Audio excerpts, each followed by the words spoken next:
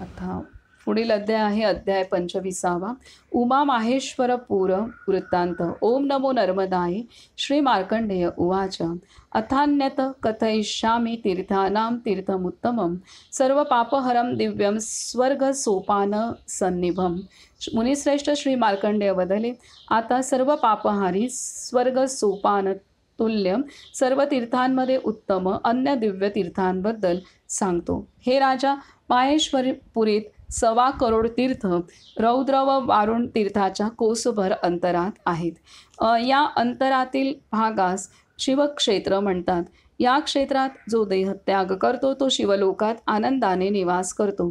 तिर्यक योगिनी प्राप्त झालेले पापी किडे, पशुपक्षी आदी जिथे श्री महादेव आहेत त्या शिवस्थानी जातात. तिलोदक देणाऱ्याच्या मातापित्याच्या कुळांतील पितर महाप्रलयापर्यंत तृप्त राहतात. तिथे श्री ब्रह्मदेवाने असंख्य उत्तम यज्ञ केलेत. तसेच इंद्रदेवानेही तिथे यज्ञ करून देवराज्य प्राप्त केले. प्राचीन काळी कार्तवीर्य राजाने 100 यज्ञ केले होते. हे राजा, प्राचीन काळी यज्ञ व दानात मग्न सूर्यवंशातील सूर्यपुत्र असुर तसेच दैत्य व राक्षसांना जिंकून अयोध्याचे राजा झाले. ते इंद्रदेव व महादेवांपेक्षा गुणोत्तम चक्रवर्ती म्हणून नावाने ज्ञात होते.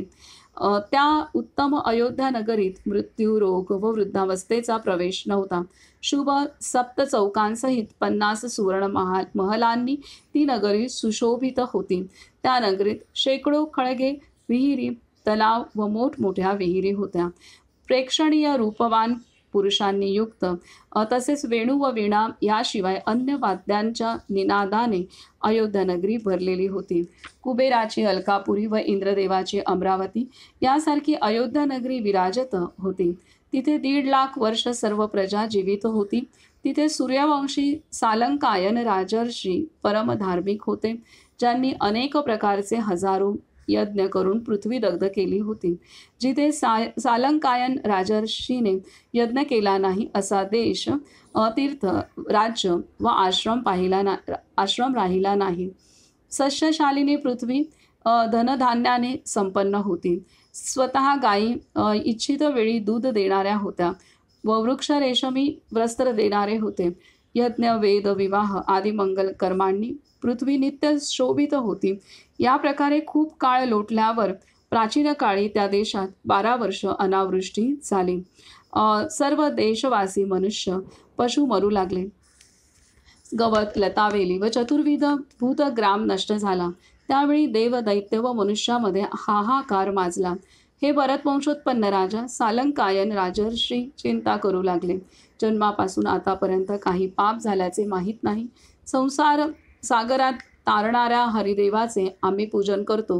ब्राह्मण व मुनींना मी यथेष्ट तृप्त केले आहे.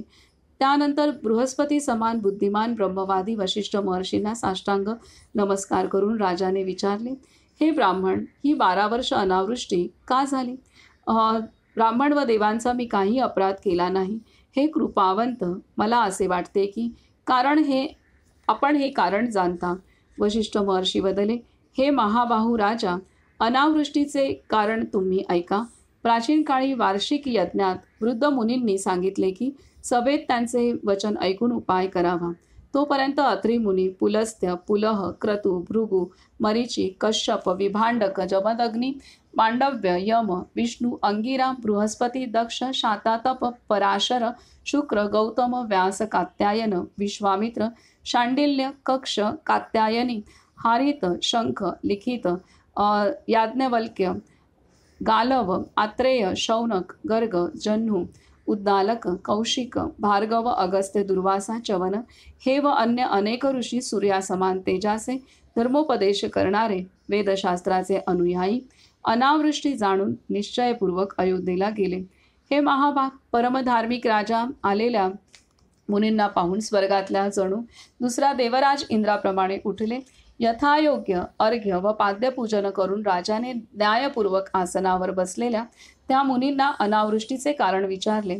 तेव्हा सालंकायन राजाला मुनी बदले भूत व भविष्य कालाचे तत्व जाणणारे व सप्तकल्पांत निवास करणारे सर्वांचे गुरु महात्मा मार्कंडेयांचे पूजन करा. त्यांच्या आश्रमात जाऊन ब्राह्मणांसहित विचार करा. ते जो जो धर्म सांगतील तो आचरण्यास तुम्ही योग्य आहात. अशा प्रकारे सर्व ब्राह्मणांनी सालंकायन राजाला सांगितल्यावर सर्वश्रेष्ठ व्रतधारी मुनींना राजा आदरपूर्वक म्हणाले, श्रेष्ठ मुनींनो, या प्रसादाने आपण माझ्यावर कृपा केली. हे सांगून राजाने द्वारपाल, निजबंधू महाबलवान प्रतिहार सुधन्वा व वीरधन्वांना आज्ञा दिली की ब्राह्मणांना रथावर आरूढ होण्यासाठी रथाला घोडे जुंपले जावोत. तत्वनिष्ठ ब्रह्म शर्मा व देवशर्मा या 2 मंत्र्यांना योग्य काम करण्याची आज्ञा देऊन जाण्यास अनुमती दिली. तेव्हा दोन्ही मंत्री म्हणाले, हे महाभाऊ, आपण काळवेळी जाणणारे आहात, तेव्हा मनाला उचित वाटेल तसे करावे. तेव्हा धर्मशास्त्र पारंगत राजाने त्या मंत्र्यांचे वचन ऐकून प्रसन्नपणे प्रेमळ आवाजात सांगितले, जिथे मार्कंडेय मुनी राहतात तिथे ब्राह्मणांसहित मला नक्कीच जायचे आहे. हे भरत वंशोत्पन्न राजा ब्राह्मणांसहित दिव्ययानावर आरूढ होऊन राजा श्री नर्मदा तटावर गेले. धर्मारण्यात गेल्यावर राजा मुनींसहित आसनस्थ श्री मार्कंडेय ऋषींना नमस्कार करून त्यांच्याजवळ जाऊन बसले. तेव्हा राजा व ब्रह्मवादी मुनींमध्ये स्वस्थ चित्ताने संवाद झाला. राजाने ज्ञानचक्षू श्री मार्कंडेय ऋषींना नम्रतापूर्वक म्हटले, हे ब्राह्मण, आज आपल्या चरणकमलांच्या दर्शनाने सर्व कुशल आहे, परंतु हे सत्य स्वरूप तत्वनिष्ठ भविष्यासंबंधी काही मला नित्य दुःख देते.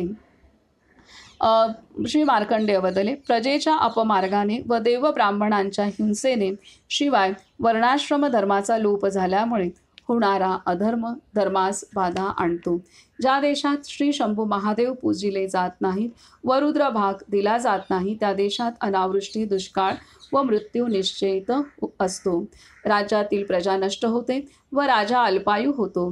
ब्राह्मण ब्रह्मकर्महीन होतो व धर्मभ्रष्ट वेदावर चर्चा करतात. धर्मभ्रष्ट शैव मंत्र जपतात व ब्रह्मसूत्र धारण करतात. सुखोपभोगाविषयी विरक्त असणारा ब्रह्मचारी ब्रह्मचर्य त्यजतो व व्रतधारी व्रताचा त्याग करतो. अशा पापींना राजाने स्वदेशातून हद्दपार करावे. राजा, अनावृष्टीचे कारण तुम्हाला सांगितले. अनावृष्टीमुळे अन्नधान्याची हानी होते. अन्नधान्याची हानी झाल्यामुळे प्रजा मृत्युमुखी पडते. प्रजेचा नाश झाल्यामुळे वेदहानी होते. वेदहानी झाल्यावर यज्ञांचा नाश होतो. यज्ञनाश झाल्यावर धर्महानी होते. धर्महानी झाल्यावर वर्णसंकर होतो. वर्णसंकर झाल्यावर कर्मांचा लोप होतो.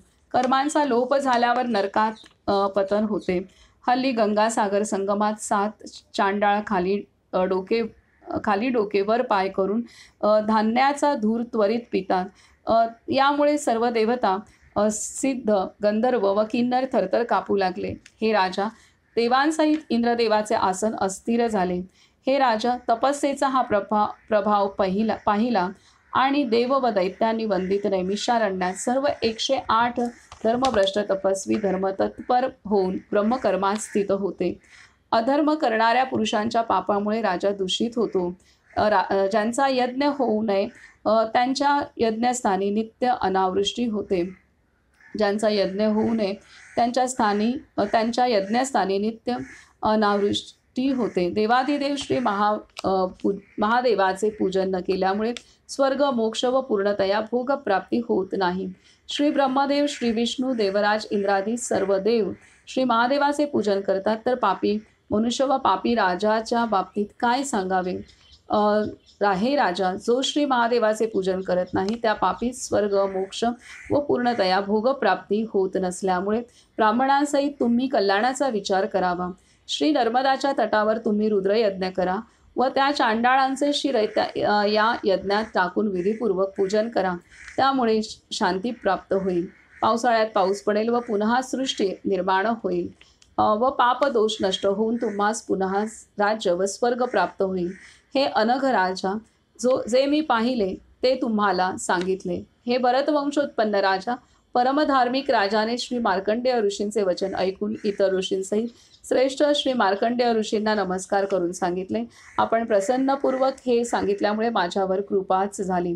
त्यानंतर राजाने द्वारपालांना यज्ञ सामग्री तयार करण्याची आज्ञा दिली व सांगितले, रमणीय अयोध्येत जाऊन तुम्ही यज्ञासाठी माझी आज्ञा सांगा की यज्ञाचे सामान घेऊन सर्व लोकांनी यावे. 1008 आमच्या राण्या, राजकुमार तसेच अनेक देशांच्या सर्व राजांनी सप्तरात्री प्रवृत्त होणाऱ्या यज्ञास यावे. ते दोन्ही रक्षक राजास नमस्कार करून अयोध्यापुरीस गेले व तेथे राजाच्या आदेशानुसार त्याची आज्ञा कळवली. दिव्य वस्त्र धारण करून 1000 राण्या, राजकुमार व राजे तसेच अन्य घरकाम करणारे निपुत्रिक, रंभा, उर्वशी, समान व अतुल्य रूपवान अक्षतयोनी 1,00,000 तरुणी, दमदार 60,000 घोडे, सुवर्ण व रत्नांसहित 10,000 मुद्रा, वासरांसहित 30,00,000 गायी, शिवाय 1,00,000 सफेद घोडे, घंटा आदी आभूषणांनी शोभित 10,000 हत्ती व सर्व यज्ञाचे सामान घेऊन ते दोन्ही रक्षक श्री नर्मदा तटावर गेले व राजासमोर सर्व संभार त्यांनी स्थापित केला. त्यानंतर सप्तकल्पांत निवास करणाऱ्या श्री मार्कंडेय ऋषींना नमस्कार करून ते म्हणाले, कुठे यज्ञ केला जावा याबाबत आपण मला आज्ञा द्यावी. श्री मार्कंडेय बदले, वैदुर्य पर्वताच्या पश्चिमेला यज्ञयूप व मंडप तयार करा, यज्ञाची इतरही तयारी करा. तेव्हा वशिष्ठ, वामदेव, भृगु, अंगिरा, पुलस्त्य, पुलह, भारद्वाज, कश्यप, याज्ञवल्क्य मुनी,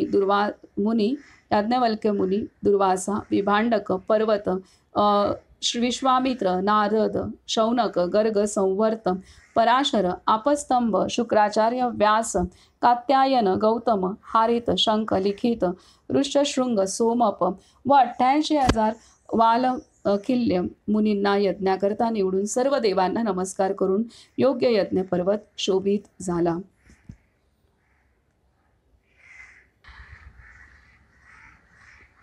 तर इथे श्री मार्कंडेय वदले, आता यज्ञ कुठे केला जावा याबाबत मला आज्ञा द्यावी असं राजांनी सांगितले. श्री मार्कंडेय वदले, वैदुर्य पर्वताच्या पश्चिमेला यज्ञयूप व मंडप तयार करा, यज्ञाची इतरही तयारी करा. तेव्हा वशिष्ठ, वामदेव, भृगु, अंगिरा, पुलस्त्य, भारद्वाज, कश्यप, याज्ञवल्क्य मुनी, दुर्वासा, विभांडक, पर्वत, विश्वामित्र, नारद, शौनक, गर्ग, संवर्त, पराशर, आपस्तंभ, शुक्राचार्य, व्यास, कात्यायन, गौतम, हारित, शंख, लिखित, ऋष्यशृंग, सोमप व 88,000 वालकिल्य मुनींना यज्ञाकरता निवडून सर्व देवांना नमस्कार करून योग्य यज्ञ पर्वत शोभित झाला. किती मोठं असेल हे, की सर्व काही हजारोंनेच आहे. इथे ऋषीसुद्धा हजारांमध्ये, 88,000 वालकिल्य मुनींना, आणि म्हणजे किती साधारणतः 1,00,000 तरी ऋषी मुनी तिथं होते. आणि बाकी सर्व प्रजा, हत्ती, घोड्यांसहित किती मोठा लवाजमा होता. गायी किती 30,00,000 गायी होत्या. एवढं सगळं तिथं यज्ञाच्या वेळेला होतं. आता पुढे सांगतात, यज्ञ मंडपात सुवर्णाचे मोठमोठे खांब शोभून दिसत होते. कुंड, वेदी, स्रुवा सुवर्णाचे बनवून अनेक प्रकारचे चर्वण व भोजन करण्यायोग्य अन्न व अनेक प्रकारचे रसराजाने सर्वांना आदरपूर्वक दिले.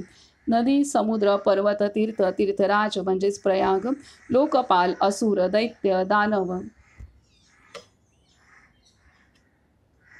दैत्य, दानव, ग्रहांसहित चंद्र, सूर्य, नक्षत्रांसहित ध्रुवमंडल, ब्रह्मादी देवता, मरुतदेव आणि यज्ञात सर्व देवांचे स्वामी साक्षात यज्ञपुरुष श्री विष्णू व करोडो गणांसहित श्री महादेवांना राजाने आवाहन केले.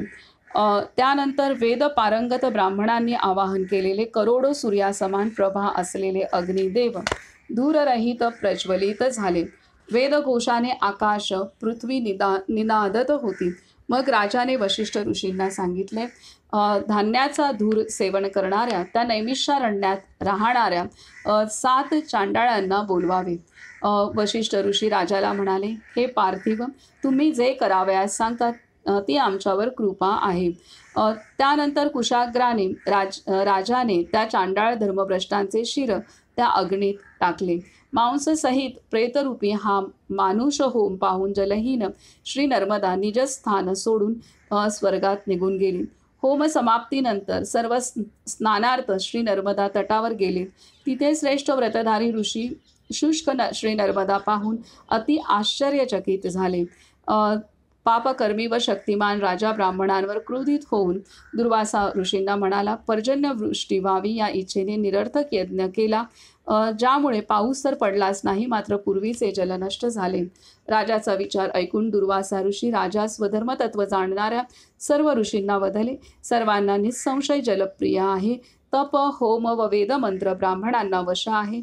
हे राजा, दक्षिणा व यज्ञाची रक्षा यजमानांना वश आहे. वेदानुसार सर्व यज्ञ सामग्री यजमानांच्या अधीन असते व वेदाचे मूळ ब्राह्मण आहेत. श्री नर्मदा जलरहित झाली व मेघ पर्जन्यवृष्टी करत नाही. हे जे सर्व केले त्यात वेद शाश्वत आहेत. श्रेष्ठ श्री नर्मदा निघून गेली तर तुम्ही तिची वाट पहा. दुर्वासा ऋषींचे वचन ऐकून राजा म्हणाला, क्षमा करा हे युधिष्ठिर. वशिष्ठ व वामदेव ऋषीही हेच म्हणाले. हे युधिष्ठिर, वशिष्ठ व वामदेव ऋषीही हेच म्हणाले. काशीपुरी प्रयाग गंगा यमुना संगमात तोच यज्ञ केला जावा, हेही सत्य आहे. इतरांनी सांगितले, कुरुक्षेत्र उत्तम आहे, जिथे सरस्वती नदी आहे. या प्रकारे मुनींनी वेगवेगळी तीर्थे सुचवली. हे राजा, तेव्हा अचानक क्रोधित तपस्वी दुर्वासा तसेच मुनिश्रेष्ठ निष्पाप तपस्वी श्री नारदही वदले. हे महाराज, सरस्वती नदीत तर जल नाही. त्या सर्वांचे वचन ऐकून सालंकायन राजा सर्व ऋषीगणांना वदले, तुम्ही क्षणभर थांबा, श्री नर्मदा वाहू लागेल. हे सांगून रूपश्रेष्ठ सालंकायन राजा श्री नर्मदाची स्तुती करू लागले. हे सुरेशानी तुला माझा नमस्कार असो. हे श्री शंकरात्मजा तुला माझा नमस्कार असो. इडा पिंगळा उमा गंगा सरस्वती वेदमाता गायत्री सावित्री ब्राह्मी वैष्णवी गौरी व लोकमाता यशस्विनी तूच आहेस. पृथ्वीवर जितकी तीर्थे आहेत तितकी तूच व्यापली आहेस. सर्व चराचर जगात तूच व्याप्त आहेस. असे काहीच दृष्टीस येत नाही की जे तू व्यापले नाहीस. तुझ्या जलात केवळ स्नानाने तृप्त झालेले परमगती प्राप्त करतात. महातेजस्वी राजाचे ते स्तोत्र ऐकून मगरीवर आरूढ श्री नर्मदा देवीने प्रत्यक्षात दर्शन देऊन म्हटले, राजा, तुझ्या मनाप्रमाणे वर माग. राजा म्हणाला, 7 पूर्वेकडील व 7 पश्चिमेकडील प्रवाह अक्षय करावेत.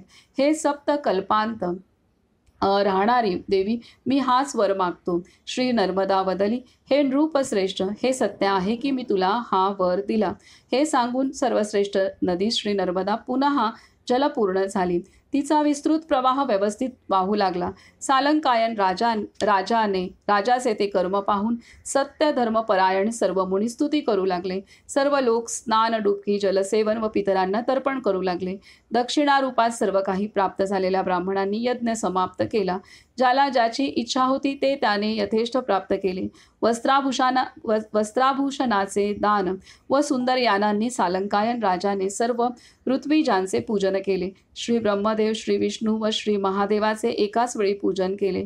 शिवालयात जाऊन शिवलिंग व इतर देवांचे पूजन केले. सर्व इच्छा फलद्रूप करणारा पार्वतीसहित भुक्तिमुक्तिदाता शिवस्वरूप महेश्वर नावाने प्रसिद्ध लिंगास ओम महेश्वरास शिवशंभू महादेवास नमस्कार असो, नमस्कार असो इत्यादी मंत्रविधीने पूजन करून हात जोडून राजा स्थित झाली. त्यानंतर श्री नर्मदा देवी श्री महादेवाच्या चरणाखालून स्रवली. तो श्री नर्मदाचा प्रवाह देवतांनी पूजित झाला. हे भरत वंशोत्पन्न राजा, संतुष्ट झालेले श्री महादेव व इतर देव वदले, हे राजा, तुझ्या मनाप्रमाणे इच्छित वर माग. परमधार्मिक राजा म्हणाला, श्री महादेवांसहित सर्व देवांनो, आपण प्रसन्नपणे इच्छित वर देऊ इच्छिता तर या स्थानाचा त्याग करू नका. तसेच राज्यातील अनावृष्टीमुळे पीडित प्रजा प्रसन्न व्हावी. मी हाच वर इच्छितो की पापी सुद्धा स्वर्गात जावेत. शिवाय आहवनीय अग्नी आपण स्वतःच नित्य असावे. देव बदले. हे राजा, जे तू इच्छितोस ते सर्व होईल हे सांगून आकाशात संचार करणारे सर्व देव अंतर्धान पावले. राष्ट्र पुन्हा समृद्ध झाले. इंद्रदेव इच्छित समयी पर्जन्यवृष्टी करू लागले. यज्ञ समाप्तीनंतर दिव्यमंत्र्यांसह हजारो राजे व राण्या तसेच सामग्रीसहित सालंकायन राजाने देवांनी रचलेल्या अयोध्या नगरीत प्रवेश केला. हे युधिष्ठिर, हा उमा माहेश्वरपूर वृत्तांत तुम्हास सांगितला, ज्यामुळे तिर्यक योनी प्राप्त पापी पशुपक्षी व सर्प आदी शिवलोक प्राप्त करतात. हा श्री स्कंद पुराणातील रेवा खंडाच्या उत्तर भागातील उमा माहेश्वरपूर वृत्तांत नावाचा 25वा अध्याय पूर्ण झाला. तर इथं किती मोठं यज्ञाचं महात्म्य सांगितलेलं आहे. आणि यज्ञामध्ये जेव्हा चांडाळांची सुद्धा समर्पित केली गेली, तर त्यावेळेला नर्मदा माता शुष्क झाली. तर तिला ते आवडलं नाही असंच सर्व ऋषीगणांचं म्हणणं आलं. आणि त्यानंतर मात्र आधी राजा क्रोधित झाला, परंतु त्यानंतर राजाने मैयाची स्तुती केली. तशी मैयाने मगरावर आरूढ होऊन दर्शन दिलं आणि पुन्हा मैया जलमय झाली, हे इथं दिलेलं आहे. तर अशा रीतीने इथं महत्त्व सांगितलेलं आहे की ती यज्ञ कर्म करणं किती आवश्यक आहे. आणि यज्ञ केल्यानंतरच जी 12 वर्ष पर्जन्यवृष्टी झाली नव्हती, ती पर्जन्यवृष्टी होऊ लागली. आणि यासाठी एवढा मोठा यज्ञ केला. आणि यज्ञाच्या संदर्भात खूप सुंदर वाक्य इथं सांगितलेली आहेत, ती आपण पुन्हा वाचू. आणि सर्वात महत्त्वाचं म्हणजे पूर्वीचे राजा असं सृष्टीच्या संरक्षणार्थ वेळोवेळी तसेच दररोज यज्ञ करत होते. आणि वेळोवेळी नैमित्तिक यज्ञसुद्धा राजा करत होते. आणि त्यासाठी कितीही खर्च झाला तरीसुद्धा राजे रजवाडे मागे पुढे पाहत नव्हते. आणि असे हे आपले राजा होते आणि मोठमोठे यज्ञ ते करत होते. आणि त्यामुळे सृष्टीचं संवर्धन होत होतं. तर यज्ञाच्या माध्यमातून सृष्टीचं संवर्धन होतं. आणि महत्त्वाचं म्हणजे इथे दुसरं अजून एक सांगितलेलं आहे की जे चांडाळ आहेत, म्हणजे जे दुष्ट प्रवृत्ती आहे, ही नष्ट होणं पण आवश्यक आहे. इथे त्यांनी आणि ती दुष्ट प्रवृत्ती समाजात जी बोकाळली जाते आणि त्यामुळे ती नष्ट होणं, ती नष्ट करणं. आणि दुष्ट प्रवृत्ती असेल तर त्याचा प्रकृतीवरती सुद्धा परिणाम होतो आणि त्यामुळेच अनावृष्टी पण झाली होती. तर हे इथे आहे. चांडाळांचे शिर तिथं समर्पित केले, म्हणजे ती दुष्ट प्रवृत्तीसुद्धा तिथं समर्पित केली, असं आपण इथे धरूया. त्याचा आपण रूपकात्मक अर्थ असा धरूया. तर त्यामुळे यज्ञ करणं आवश्यक आहे. आणि सर्व चित्त शुद्ध, सर्व मानवांचं चित्त शुद्ध असणंही आवश्यक आहे. जर सृष्टीचं संवर्धन करायचं असेल तर हे दोन्ही गोष्टी आवश्यक आहेत. हे अध्याय सुचवतो, सांगतो.